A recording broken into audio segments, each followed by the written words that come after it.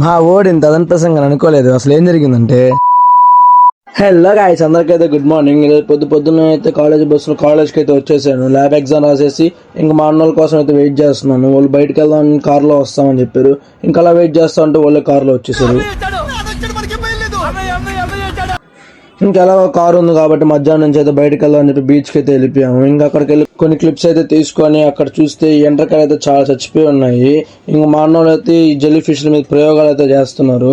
ఇంకా మా అన్న అయితే ఇక్కడ ఒడ్డున చేపను తీసుకొచ్చి ఇది చేస్తున్నాడు. నాలెడ్జ్ ఈస్ డివైన్ అంటే జ్ఞానం వైన్ లాంటిది, ఎంత తాగితే అంత బలం అన్నమాట. వీడైతే ఆ చచ్చిపోయిన చేపతో అయితే ఆడుకుంటున్నాడు. వీడి పాపం అయితే ఊరికే పోదు. ఇంకా టైం స్పెండ్ చేసి రిటర్న్ అయితే అయిపోయాం. రిటర్న్ అయ్యే టైంలో ఈ ఎండ్రకైతే అయితే ఆగాము. చాలా ప్రమాదకరమైన ప్రాణి.